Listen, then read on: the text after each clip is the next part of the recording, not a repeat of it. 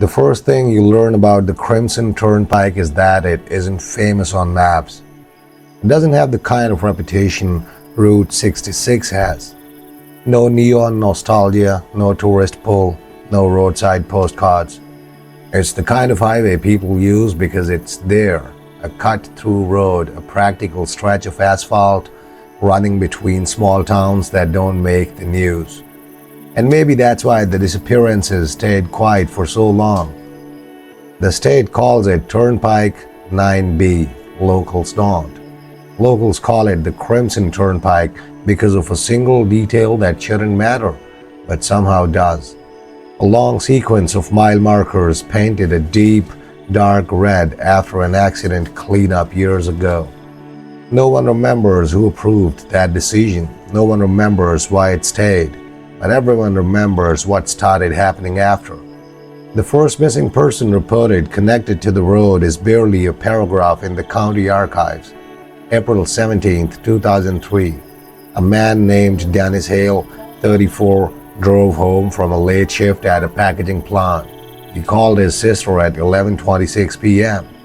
He told her two things. One, he was tired. Two, he was almost past the red markers. That was the last confirmed contact. His car was found near the next morning, pulled onto the shoulder near mile 19. The engine was cold. The keys were still in the ignition. His wallet was on the passenger seat, and the strangest part wasn't that he was gone. It was that the scene looked paused, like someone had pressed stop in the middle of an ordinary moment.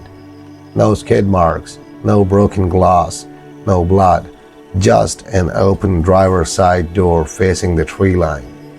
Police searched for 3 days. Dogs lost the scent at the edge of the woods as if Dennis had disappeared forward and then ceased to exist. The sheriff at the time called it a walk-off, a stressed man, a mental break, a tragic decision. But the locals didn't buy that explanation. Because Dennis Hale wasn't the first strange thing to happen near those markers. He was just the first one the county wrote down. In the months that followed, small reports began to collect like dust. A teenage girl who never arrived at her friend's house. A trucker who radioed about headlights behind him that weren't attached to a vehicle. A couple who swore they saw someone standing in the road holding a reflective sign, only for the road to be empty when they slammed the brakes. None of it was enough for headlines, not yet. Then came the case that gave the Crimson Turnpike its name in the state database. September 2006. A family of 3 driving back from a fair. They made it to mile 21. The father's last call was to 911. The dispatcher later testified that his voice was steady at first. He said, "I don't know how to explain this. We keep passing the same red sign." The dispatcher asked him to slow down, to read the nearest exit number. There was a pause. Then the father said something quieter. "There are no exits." The line stayed open for 7 minutes. No crash, no screaming, just the sound of tires humming over pavement, and then a soft, sudden silence. When police arrived, they found the family's SUV parked perfectly straight in the right lane, hazards blinking, doors closed, 3 seats empty, no struggle, no footprints leading away. It was as if the road had simply kept them. After that, the Crimson Turnpike stopped being a rumor and became a file, a folder that passed from sheriff to sheriff, a stretch of highway that state troopers learned to watch differently at night, and locals developed their own rules. Don't pull over near the red markers. Don't stop if you see someone waving. Don't take Turnpike 9B after midnight unless you have to, because the road doesn't always take people in loud, dramatic ways. Sometimes it takes them quietly, and the worst part is that the Crimson Turnpike never leaves evidence behind. Only the feeling that the last moment is still sitting there, waiting. By 2007, the Crimson Turnpike wasn't just a road. It was a question the state didn't know how to answer. because the cases didn't behave like normal disappearances. No ransom calls, no bodies, no credit card activity, not even the messy chaos that usually follows panic. Instead, there was a strange cleanliness to it all, a kind of absence that felt organized. The state police finally sent an investigator from Trenton, Detective Marla Quinn, someone who specialized in missing persons along highways. Her first note, written in the file, was blunt. No evidence of departure, no evidence of impact. Scene suggests removal, not escape. Removal. That single word changed the tone of everything. Quinn did what locals had been doing for years. She sat at the diner off Route 9 and listened. And what she heard was always the same. People didn't talk about monsters, they talked about patterns. One waitress told her about the red markers. They start at mile 17, she said, refilling coffee with a shaking hand, and they stop at 23. That's the stretch. 6 miles. That was the mouth of it. Another man, a tow trucker, leaned in close and lowered his voice. I've picked up cars from there, he said. Cars that shouldn't be there. He explained it like this. Sometimes the vehicles were warm, like they'd just stopped. Radio still playing, phone still lit, but no one inside. And the creepiest part, no one ever called for help. It was as if whatever happened too fast for fear. Detective Quinn started mapping every disappearance, and the map showed something unsettling. Most of them weren't random. They clustered around the same 3 things. Mile markers painted crimson, a slight bend near a dry creek bed, a dead radio zone where stations cut out. She drove it herself in daylight first. It looked ordinary, trees, guardrails, asphalt, but she noticed the silence, not peaceful silence, the kind of silence where even insects seemed to pause. That night, she drove it again. At 12:41 a.m., her dash clock flickered. At mile 19, the radio hissed and died. And at mile 21, she saw something that wasn't supposed to be there. A car, parked in the right lane, hazards blinking, exactly like the family SUV from 2006. Quinn slowed, heart hammering. Protocol said do not stop, but instinct made her roll down the window. She called out. No answer. The car was empty. Then she noticed the detail that still lives in her report. The driver's seatbelt was buckled, as if someone had been sitting there and then simply vanished out of it. Quinn didn't stop. She kept driving, and that decision may have saved her life, because 2 miles later, in her rearview mirror, she saw headlights.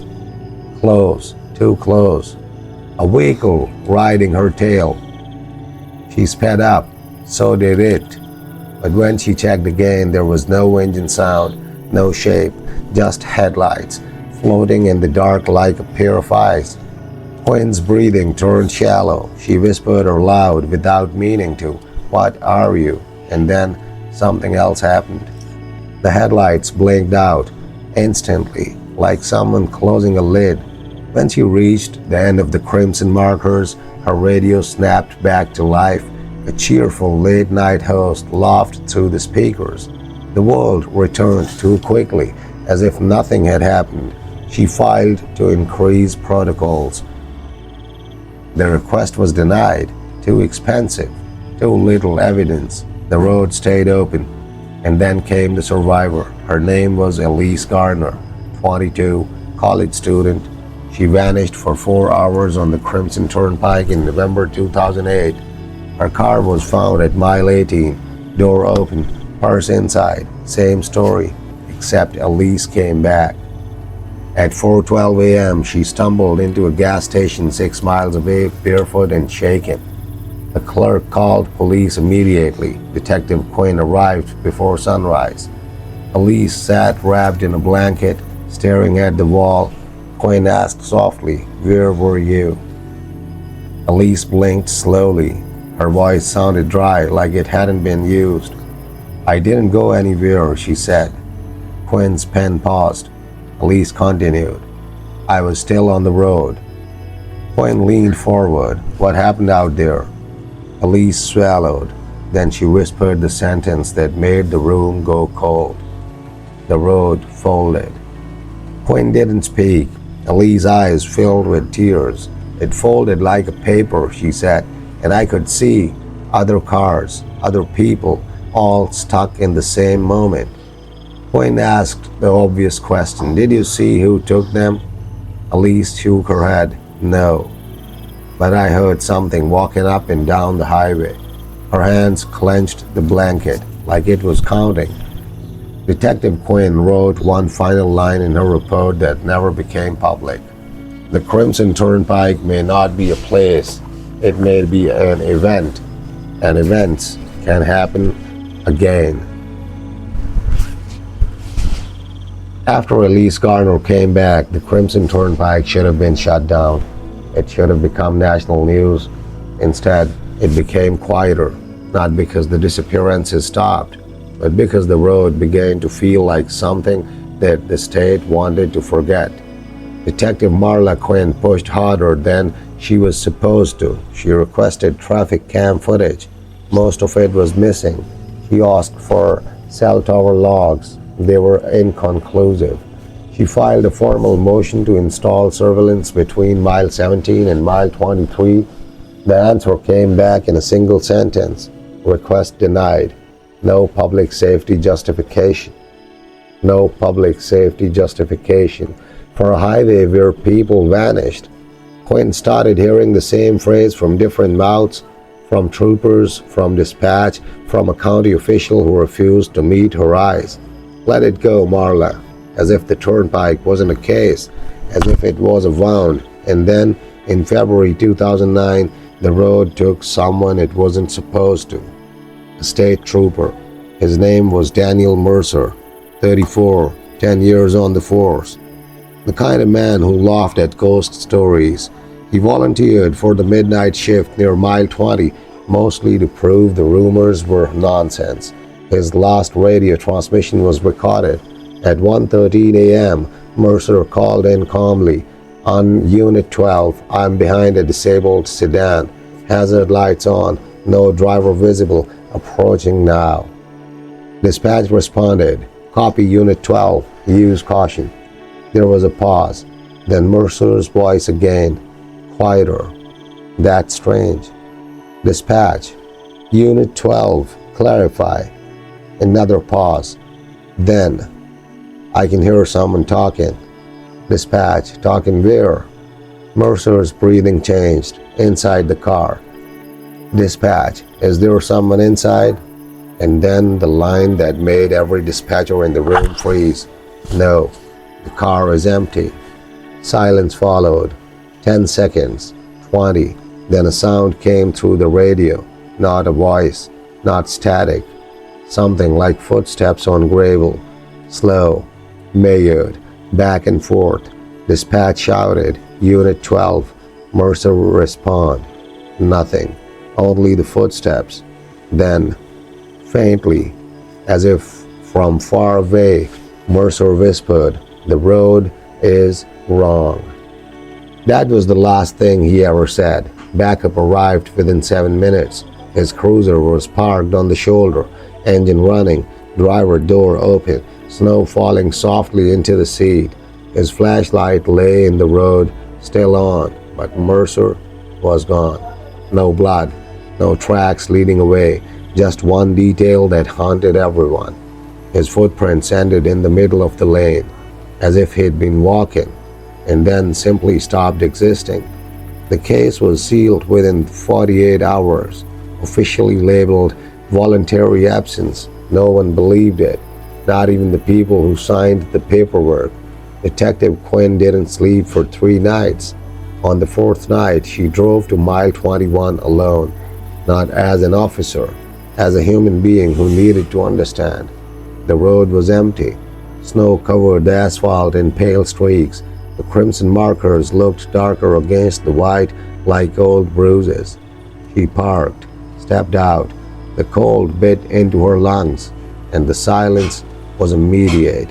No wind, no insects, no distant highway hum, just stillness, thick as cloth. She walked to the center line, her boots crunched softly, and then her radio, which she hadn't even turned on, clicked. A voice came through, faint, broken. Unit 12. Quinn's blood turned to ice. She held the radio close. Mercer? The voice again, distant, layered, like it was coming from underwater. Still here. Quinn whispered, "Where are you?" A pause, then softly, "On the road." Her throat tightened. "What did you see?" The radio crackled, and then the answer came, almost gentle. Other headlights, other moments, other people. Quinn's eyes filled with tears she didn't understand. "Can you come back?" For a long time there was nothing. Then, no. A single word, final, and then the radio died. Quinn stood there shaken, staring into the dark stretch ahead, and that was when she noticed it. Far down the highway, a pair of headlights, not approaching, not passing, just there, hovering, watching, waiting. Quinn backed toward her car. Every instinct screamed not to run, not to invite pursuit. She got inside, locked the doors, and started the engine, and she drove away. She didn't look back, but later, when she reviewed her dash cam, she found something that made her hands go numb.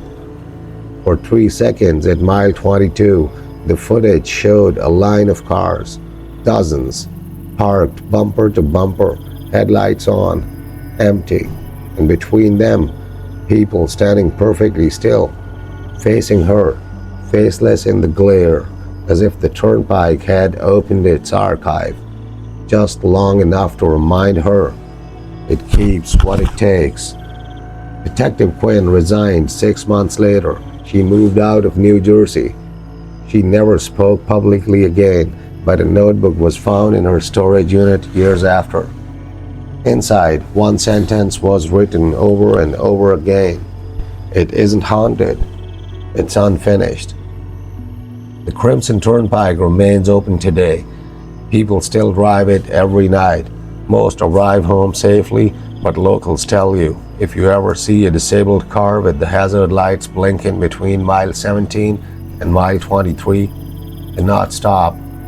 Do not look too long, because the road doesn't always take you by force. Sometimes it only waits for you to notice it.